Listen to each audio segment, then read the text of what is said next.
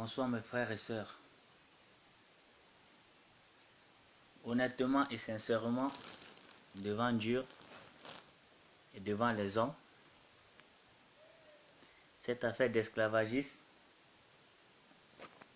beaucoup ignorent ce qui se passe en Libye.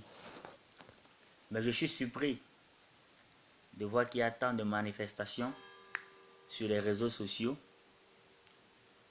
Beaucoup nos frères, nos grands frères, Alpha Blondy, etc., de Claudissa qui nous soutiennent, qui font le combat pour nous.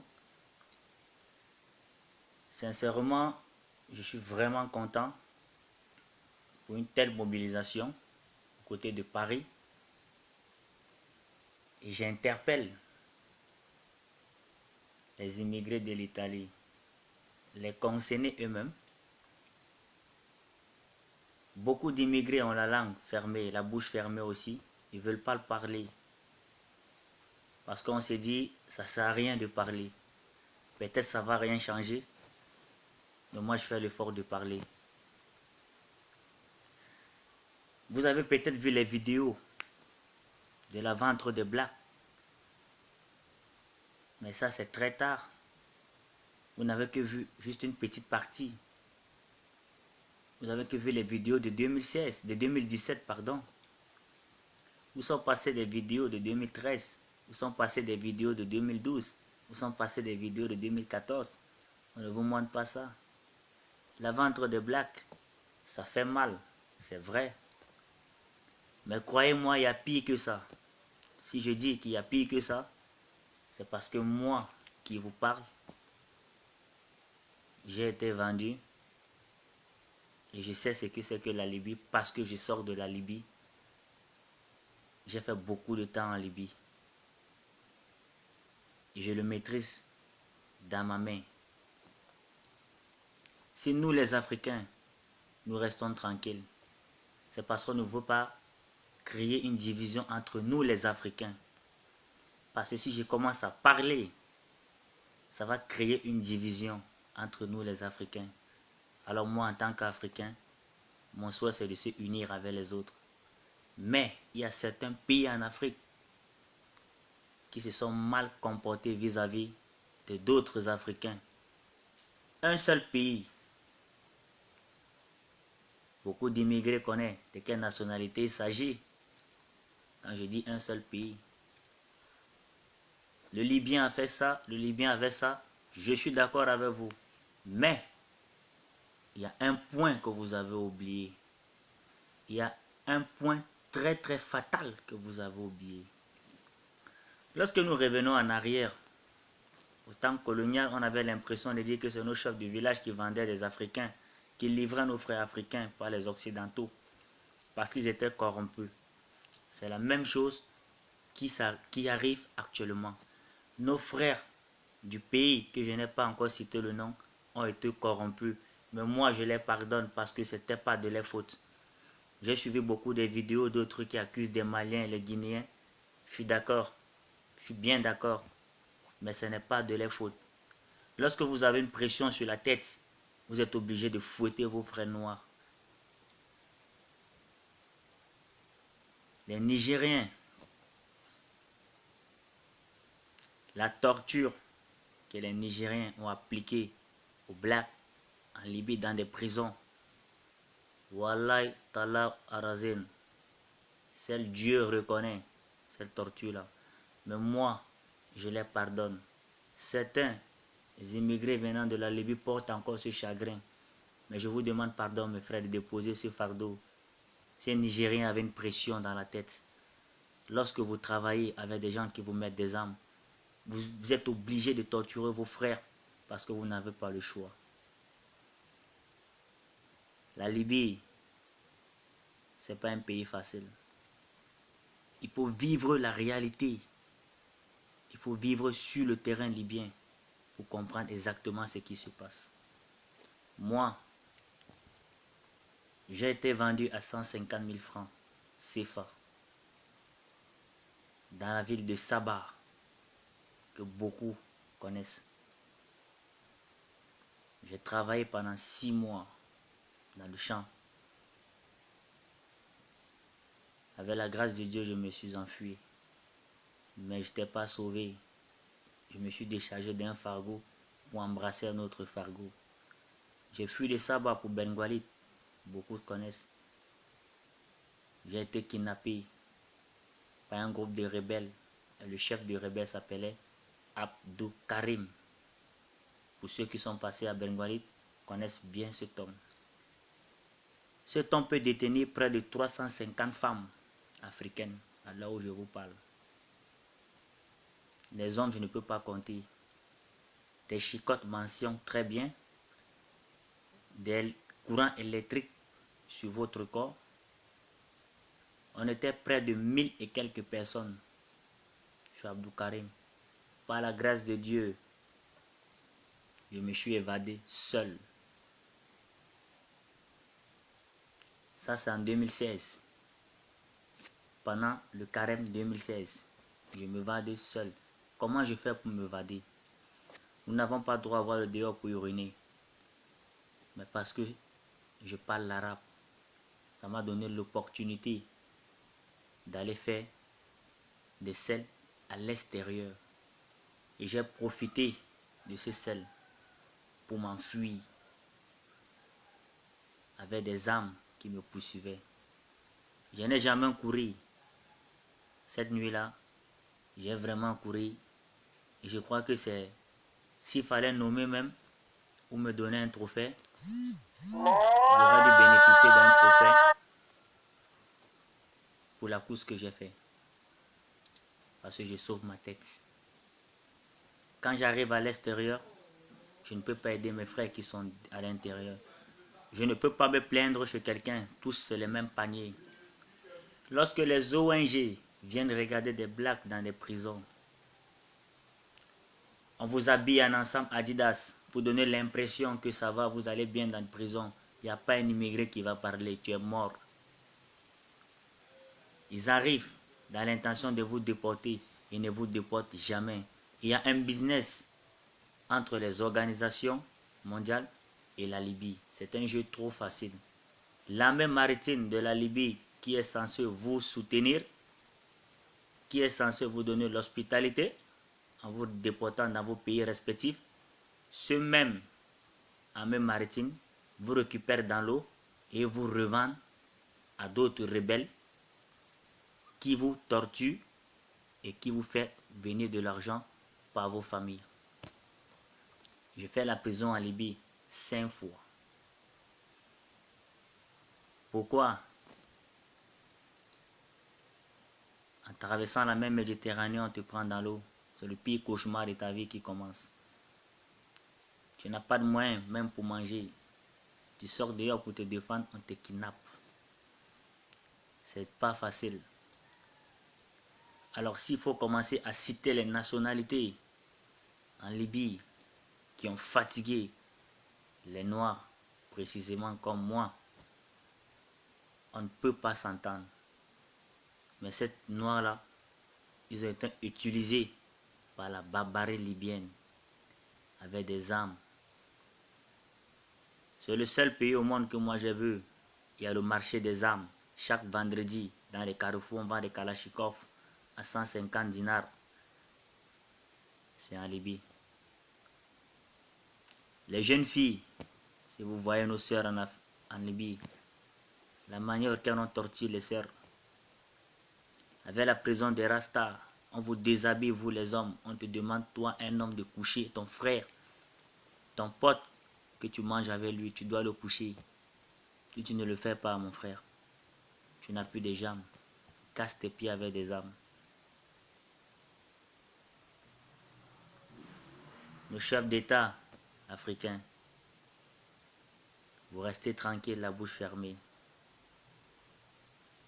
La petite vidéo, rien que la petite vidéo que vous avez vue, qui fait mal, qui me fait mal, a fait flipper déjà le monde.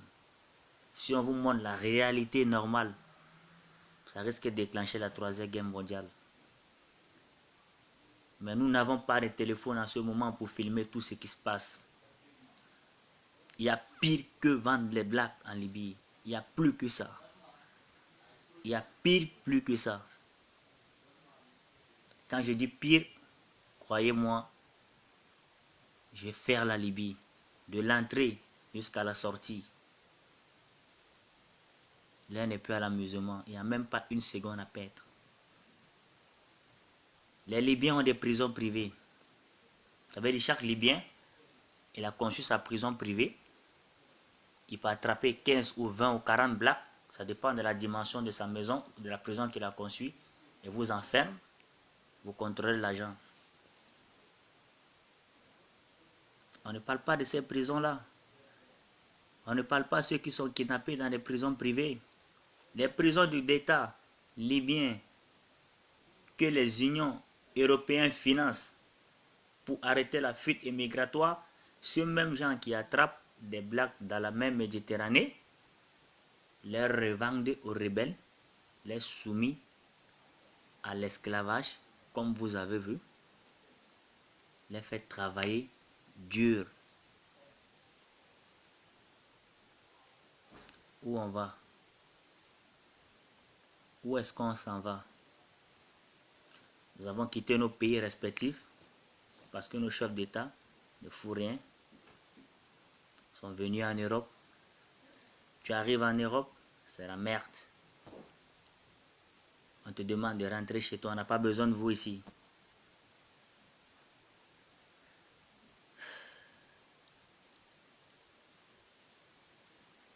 Un jour,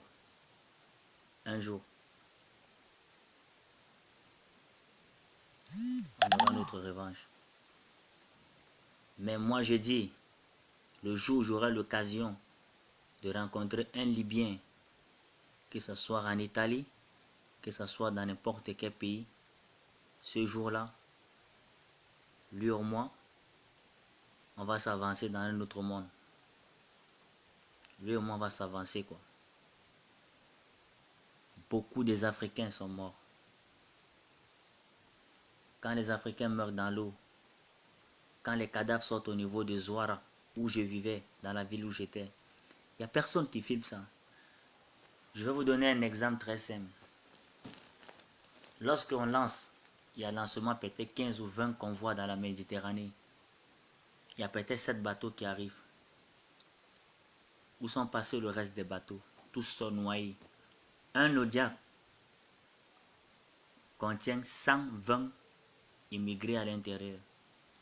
Imaginez-vous si on a lancé 15 et que c'est 7 qui arrivent. On a 8 Zodiacs qui sont noyés dans l'eau. Quand vous faites 8 fois 120, vous voyez le nombre de personnes qui sont mortes. Vous savez comment ça se passe? Il n'y a pas un cimetière des blacks en Libye, on ne vous a jamais dit ça. Vous n'avez jamais posé la question de savoir où sont passés les cadavres des Africains qui sont restés dans la Méditerranée. Vous n'avez jamais compris le système. On récupère les blacks qui sont morts, ça fait tout un tas de cadavres. On va creuser un grand trou. On verse les cadavres à l'intérieur. On ne verse pas la terre, attention. On donne l'impression aux Africains qu'on les a enterrés, mais non, c'est pas fini ça. Le trafic des organes commence. C'est ça l'enjeu qui commence. Le trafic des organes commence. Le trafic des organes, ils enlèvent des parties essentielles avant de verser la terre. Je sais de quoi je parle. Je ne parle pas parce que je vais parler. Je parle ce que j'ai vu, ce que j'ai assisté. J'ai fait beaucoup d'années en Libye. Je connais de quoi il s'agit. Le trafic des organes commence. Ils décapitent le corps des Africains pour prendre les organes qu'ils en ont besoin pour les vendre aux Occidentaux. Il y a des bateaux américains sur la mer. Il y a des bateaux français sur la mer. Soi-disant qu'ils viennent prendre du pétrole. C'est pas du pétrole, man. C'est du business. C'est pas de pétrole. Lorsque vous entendez, il y a 4 ou 25 convois qui ont chavié dans la mer, où sont passés les corps? On ne parle pas de ça. Ça fait rire, mais ça fait vraiment pleurer, mon frère. On ne parle pas de ça. Il y a plein, des millions des Africains qui sont morts en Libye. Je ne peux même pas citer les noms. Certaines familles pensent que les enfants sont en Europe, mais c'est maïs, man. Tu ne peux pas parler parce que tu vas touffer la famille. Il y en a plein. Les mêmes Libyens qui vous kidnappent, qui vous vendent dans l'esclavage, quand vos frères meurent dans la Méditerranée, ils vous utilisent d'aller nettoyer les plages. Vous enlevez les corps dans la Méditerranée, vous les déposez, on vous renvoie dans vos prisons qu'ils ont conçues pour vous. Les corps les appartiennent. C'est fini, il n'y a plus de suite. Tu n'es pas en possession d'un téléphone, tu n'es pas en possession d'un réseau social pour annoncer au moins la famille de ces derniers. Il n'y a rien, tu ne peux rien faire. Je suis Camerounais. J'ai perdu beaucoup de mes amis. À l'heure où je vous parle, beaucoup sont en prison. Des prisons que même des chefs d'État africains ne peuvent jamais retrouver dans les sous-sols. Il faut quelqu'un qui maîtrise le terrain. Il faut quelqu'un qui connaît le terrain pour citer ces prisons-là. Alors, frères et sœurs, je suis vraiment très content de la grande mobilisation africaine pour soutenir nos frères qui sont encore en Libye. Il y a tant longtemps j'ai attendu ça. Mais je crois qu'il y a beaucoup à dire. S'il fallait faire un livre, je crois que le livre, je veux m'arranger à le faire aussi. Il y a trop d'histoires à raconter pour la Libye. Parce que je suis resté longtemps. Je sais de quoi il s'agit. Je sais de quoi je suis en train de parler.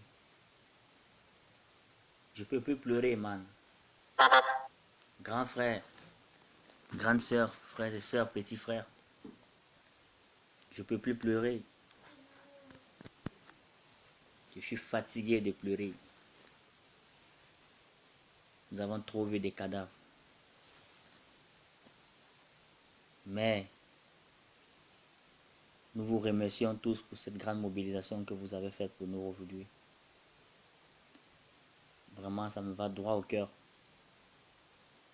Les chefs d'État africains, que vous veniez, que vous ne veniez pas, vous avez déjà montré votre mauvais côté. Mais, avec la mobilisation de nos frères, ça nous donne encore le moral, man, de pouvoir fuir les risques qui sont là. Dieu a son dernier mot. Merci à vous.